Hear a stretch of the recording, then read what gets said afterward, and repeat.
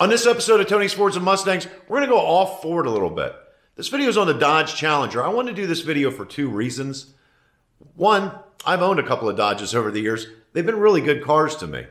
If I wasn't so familiar with Ford products, I can easily see myself being a Dodge person. The second is they're going away. 2023 is the last year for internal combustion engine in a Dodge Challenger. So out of respect for the Challengers and what they've meant to the automotive community and what Dodge has done with them over the last, I'm going to say 15 years, I felt I should do a video just out of respect for them. Also, we're going to go for a ride in one that's pretty heavily modified. One quick footnote here, if there's a mistake or two in some of the facts or some of the images you see on the screen, please excuse them. I'm a Ford guy. So I hope you enjoy this video as much as I did making it.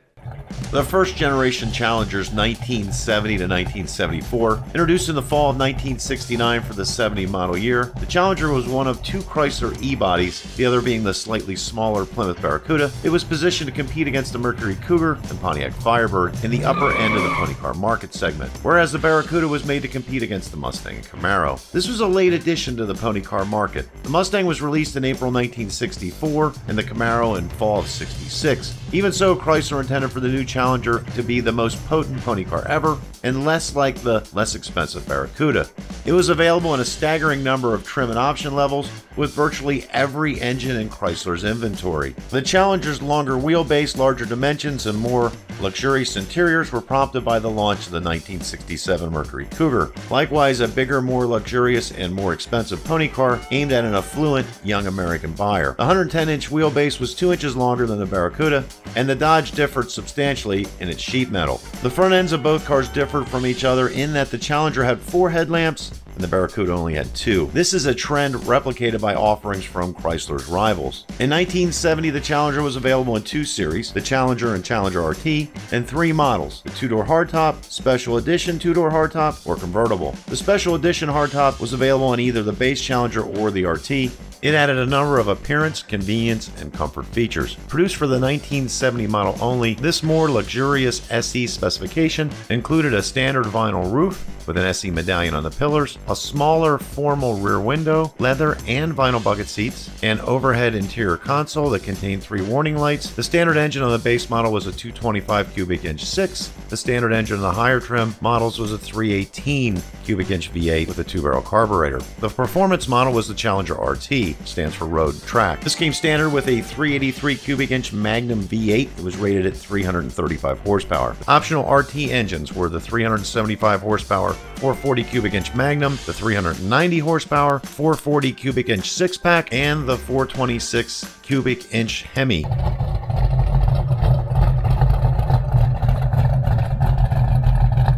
Rated at 425 horsepower. A special model only available for the 1970 year was the Challenger TA. TA was short for Trans Am. These were manufactured to meet the Trans Am series qualifying rules. The street version took the 340 and added 3 2-barrel carburetors on top of a aluminum intake manifold, creating the 346 pack. Dodge rated the car at 290 horsepower. Air came through a scoop molded to a matte black fiberglass hood. A low restriction dual outlet exhaust ran to the stock muffler's location and then reversed direction to exit from chrome-tipped megaphone outlets in front of the rear wheels. Options included a TorqueFlite automatic or a pistol grip Hurst-shifted 4-speed transmission, rear gears 3.55 or 3.90. Front disc brakes were standard. The special rally suspension used heavy-duty parts and increased the rate of the rear springs. The TA was the first muscle car in the U.S. to use staggered tires from the factory. Goodyear Polyglass E65 15s in the front and G65 15s on the rear. This car also featured dual side stripes, ID graphics, and fiberglass front and rear spoilers. 1971 saw a continuation of most models excluding the TA,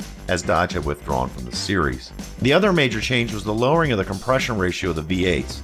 The most drastic was the Magnum 383, which went from a 9:5-to-1 ratio down a full point to 8:5-to-1. This caused a loss of 35 horsepower.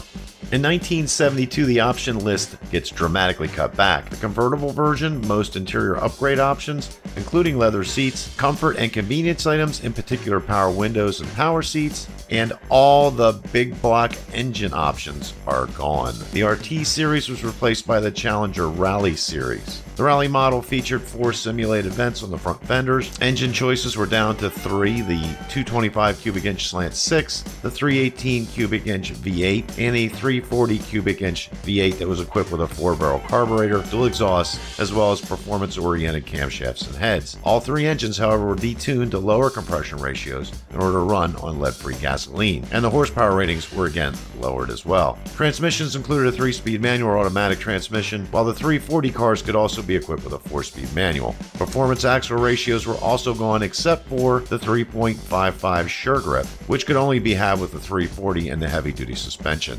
72 models received a new grille that extended beneath the front bumper, as well as a new rear taillight treatment. The 72 grille and taillight arrangement were carried over for 73 and 74 model years, and mandatory 5-mile-an-hour bumpers were added. While the 225 cubic inch straight 6 engine was dropped, leaving just the 2 V8s, all other option lists otherwise were carryovers from 72. For 74, the 340 cubic inch engine was replaced by a 360 version, offering 245 horsepower. The bad news for Dodge was that the pony car market was already in decline by the time the Challenger arrived. And even though sales rose for the 1973 model year, Challenger production ceased midway through the 74 model year. A total of only 165,437 first-generation Challengers were sold. Challenger. Dodge Challenger. Yeah, this is the second generation of the Dodge Challenger. It was 1978 through 1983. This will be real quick. It's a Mitsubishi Galant with badges. These were the dark ages of performance automobiles. These are my high school years. I graduated in 1983, and no actual gearhead had any interest in anything made from 74 all the way to 86 when the Buick Grand National came on the scene. If you ever wonder why the late 60s, early 70 cars have such a huge appeal, it's because of 12 plus years of cars like this being built. Now we get into the third generation. The Challenger concept was unveiled at a 2006 North American International Auto Show. It was slated for production in 2008. Many of the design cues of the Dodge Challenger concept were adapted from the 70 Challenger RT, and people loved it. The retro look was popular at the time, and Dodge seemed to really nail it with this car. The SRT 8 was the only Challenger trim available for the 2008 model year. It was powered by a 6.1-liter Hemi, generating 425 horsepower and 420 foot-pounds of torque. That was made into a 5-speed automatic. It was only available in 3 colors: Hemi Orange, Bright Silver Metallic, and Brilliant Black Crystal Pearl Coat. All 2008 Dodge Challenger SRTs came with numbered dash plaques. Just over a month after the 2008 Dodge Challenger reveal, Chrysler unveiled the complete 2009 Challenger lineup. Joining the previously shown SRT 8, Dodge unveiled the Hemi-powered Challenger RT and the 6-cylinder Challenger SE. The RT was powered by a 5.7-liter Hemi, rated at 370 horsepower and 398 foot-pounds of torque, with a 5-speed automatic, or 375 horse and 404 foot-pounds of torque when mated to the 6-speed manual. Challenger RTs with the automatic transmission featured multi-displacement technology, which would allow the 5.7-liter Hemi to run on 4 cylinders under light load, while the manual transmission cars did without. Challenger SEs were powered by Chrysler's 3.5-liter high-output V6 with a 4-speed automatic transmission. They produced 250 horsepower and 250 foot-pounds of torque. The Challenger SRT 8 was back for 2009 with the same 6.1-liter Hemi rated at 425 horsepower and 420 foot-pounds of torque. It now came with an optional 6-speed manual transmission as well as the standard 5-speed automatic. From 2010 through 2014, the Challenger received a few minor features and option changes. The most notable changes include the following. In 2010, electronic stability control became standard. In 2011, the SRT-8 received a new 6.4-liter Hemi V8. The 392 was officially rated at 470 horsepower and 470 foot-pounds of torque. In 2012, the SRT-8 392 model gains a 2-mode adaptive suspension system, and automatic cars received a new steering wheel with paddle shifters. In 2015, the Challenger receives a facelift. The 5-speed automatic is replaced by an 8-speed ZF 8HP automatic transmission. Power output on the 6.4-liter Apache V8 increased to a total of 485 horsepower and 470 foot-pounds of torque. A slightly revamped exterior featured a new grille, quad LED halo headlamps, LED taillights, and a functional hood intake. 6-piston front Brembo brakes with 2-piece 15.4-inch vented and slotted rotors, and 4-piston rear Brembo brakes on SRT 392s and on SRT Hellcat models. Yeah, that's new. The Hellcat. It is equipped with a supercharged 6.2-liter Hemi, rated at 707 horsepower and 650 foot-pounds of torque. The inner driving light on the left front is removed to allow air to get into the engine, and the wheel wells are different from the standard SRT. That's to accommodate the 20-inch aluminum wheels. The SRT Hellcat is equipped with 2 separate key fobs, one black and one red. The black fob limits the engine output to 500 horsepower, while the red fob enables all 707 horses. The Hellcat accelerates from 0 to 60 in 3.6 seconds and can brake from 60 to 0 in 109 feet. It runs the quarter mile in 11.2 seconds. Top speed is 199 miles an hour. 2016 saw few changes other than appearance packages. In 2017, a GT model was introduced with all-wheel drive. That makes the Challenger the only two-door muscle car available with all-wheel drive. In 2018, Dodge revives the Demon nameplate. It is a limited production wide-body and drag race level performance variant of the SRT Hellcat. It has an all-new 6.2-liter V8 engine equipped with a 2.7-liter supercharger. It is rated at 808 horsepower on 91 pump gas and 840 with 100 octane fuel or higher. Torque stands at 770 foot-pounds on 100 octane fuel. The car weighs 215 pounds less than the standard Hellcat. The SRT Demon uses a set of 3 1540R18 road tires made by Nitto. The Nitto tires are targeted for the drag strip but have just enough tread to make them street legal.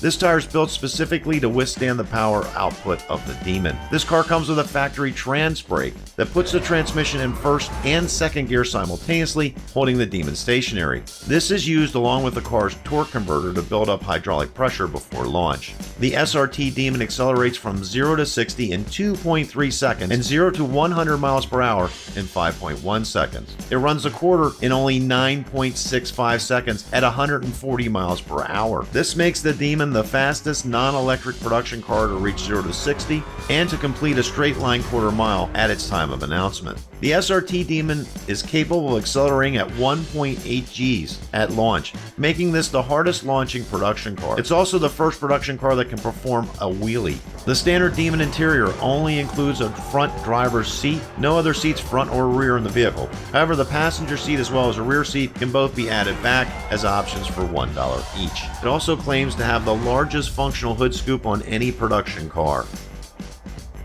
For the 2019 model year, Dodge trimmed the lineup down to 6 models: the STX, GT, RT, RT Scat Pack, SRT Hellcat, and SRT Hellcat Red-Eye. The SRT Hellcat saw a slight increase in power, with horsepower rising to 717 and torque to 656 foot-pounds. A new dual snorkel hood was introduced. The SRT Hellcat Red-Eye is introduced. It's a heavily upgraded Hellcat. The Red-Eye is equipped with a slightly less powerful Demon engine. Its supercharged 6.2 V8 is rated at 797 horsepower and 707 foot-pounds of torque. That's an increase of 90 horsepower and 11 foot-pounds of torque over the standard Hellcat. Other upgrades include a reinforced ZF 8-speed automatic transmission, a track-tuned suspension, 41 spline heavy-duty half shafts, an SRT power chiller, and after-run chiller. The Scat Pack 1320 package is available. That comes with a 6.4-liter Hemi engine that's rated at 485 horsepower and 475 foot-pounds of torque. The package includes 20-inch by 9.5 low-gloss black drag radials with 275 40R20 drag radial tires, SRT tuned drag suspension, air catcher headlamps, and extreme duty 41 spline half shafts and trans brake. And just to keep things more interesting, Dodge rolls out the wide body package, which can be added to any Challenger Scat Pack, SRT Hellcat, and SRT Hellcat Red-Eye. The wide body gets you fender flares, 20x11 Devil forged aluminum wheels, 305/35 ZR20 Pirelli 3-season performance tires, 3-mode Bilstein adaptive dampening suspension, 6-piston calipers with 15.4-inch vented and slotted rotors in the front, stiffened anti-roll bars. The last two are both standard on the Hellcat and Hellcat Red-Eye models. 2020 sees limited production variations of the Hellcat/Demon. There's an SRT Superstock, which is rolled out. It kind of sits in between the two. There's also a 50th anniversary edition, which is mostly a paint and body package. In 2021, the manual transmission is removed from the Hellcat. 2022 is more of the same. So we're going to go for a ride here. I'm going to walk you around a early Gen 3 Challenger. This belongs to a good friend of mine, Bob Blanton. Bob's put a lot of money into this vehicle. It's got a new engine. It's got a new Pro Charger on it. The suspension on the thing, he's gone all over it. I'm going to let you in a little secret here. I'm not the best passenger. I scare a little bit easy, and this car can get real scary really quick. You're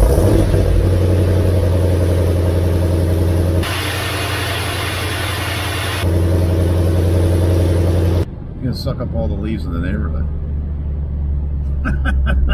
It's like a vacuum cleaner coming out. You bought this new? No, it was 4 years old. How many miles were on when you got it? 4,000. And that was in 2013. It's an 09. I got the car home. Do you remember my old driveway? It was about 200 feet long and blacktop. You got to do a burnout. Oh, I left one like 100 feet long in the driveway. I took a picture and sent it to him. And there's what, 147,000 miles on it now? Yeah. This is a second engine in it though, right? Yeah, and there was nothing wrong with the first one. How much boost are you running now? 12 pounds. Yeah, that's a lot. I'm just going to kind of keep us a little local here for right now. That's fine.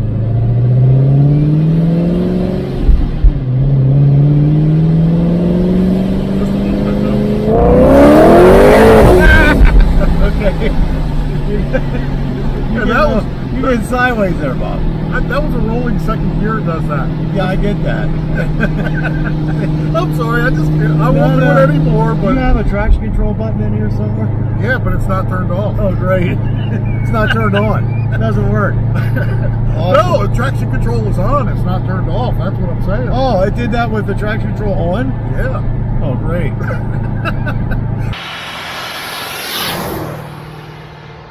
What this thing dyno at? 671 at 545 torque. How are your neighbors reacting to the additional noise? They said anything to you or no? I haven't heard a single complaint. Well, you're probably a good neighbor. This car feels really planted. It wasn't like this when you got it. No, that's all the suspension work. I mean, all the control arms, the trailing arms, all that stuff that I've done. The poly bushings in the rear cradle, the sway bars. This car handles tons better than when I first got it. You know, you're a bigger guy, that's why this car works for your taller dude. Oh, absolutely. So like the Mustangs are almost too small. Yeah, I kept none of this in a Mustang. So if somebody took the front end of this car off at a stop sign, your replacement strategy would be? Another 6.1 early. You go for an early Challenger, basically the same car. That's pretty much, yep. You just have to find another one that something that you yeah, use like I do. Find somebody that didn't drive it is what you'd be looking for. So I hope you enjoyed this video. 2023 is the last year for the Dodge Challenger. It's rumored, and I'm going to have to pause here, that they're thinking about making a 900 plus horsepower engine on the way out. That really would be going out with a bang. Hey, thanks for watching. If you enjoyed this video, please consider subscribing. That'd be appreciated. Until next time, we'll see you.